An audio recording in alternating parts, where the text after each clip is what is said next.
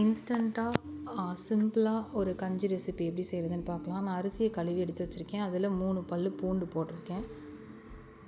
இப்போ இது கூட கொஞ்சமாக மஞ்சத்தூள் ஆட் பண்ணிக்கிறேன்.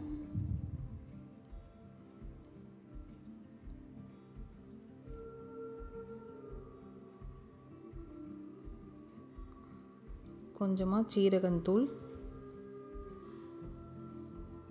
இந்த கஞ்சி குழந்தைங்களுக்கு உடம்பு சரியில்லை, ரொம்ப ஃபீவரிஷாக இருக்க, ஒழுங்காக சாப்பிட மாட்டாங்கன்றப்போ இந்த கஞ்சி செஞ்சு கொடுத்தா கண்டிப்பாக சாப்பிடுவாங்க. அவங்க வாய்க்கும் நல்லாயிருக்கும். நம்ம உடனேவும் செஞ்சு கொடுத்துடலாம். கொஞ்சமாக பெப்பர் போட்டுக்கலாம். இப்போ இது எல்லாத்தையுமே நல்லா கொஞ்சம் கிளறி விட்டுடலாம். கிளறி விட்டுட்டு கொஞ்சமாக நான் கல் உப்பு சேர்த்துக்கிறேன். நான் ஏன் எல்லாமே பவுடராக போடுறேன் அப்படின்னா, இது எடுத்து போட்டு சாப்பிட்ற மாதிரி இருக்காது, எல்லாமே மிக்ஸ் ஆகி சாப்பிட்ருவாங்க. ஸோ அதனால் எல்லாமே வறுத்து ஆல்ரெடி பவுடர் பண்ணி வச்சுருப்பேன்.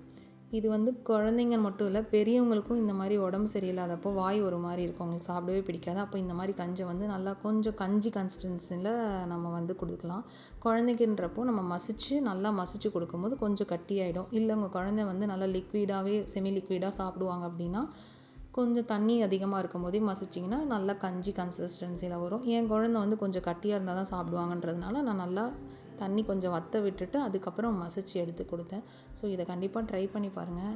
ஃபீவர் டைமுன்னு கிடையாது, நம்ம கொஞ்சம் இன்ஸ்டண்ட்டாக என்ன செய்கிறது, எதுவுமே செய்ய பிடிக்கல, சாப்பிட பிடிக்கலன்றப்போ நம்ம இந்த மாதிரி செஞ்சு கொடுக்கும்போது செஞ்சு சாப்பிட்டோம்னா ரொம்ப நல்லாயிருக்கும், ஃபில்லிங்காகவும் இருக்கும். தேங்க்யூ ஃபார் வாட்சிங்.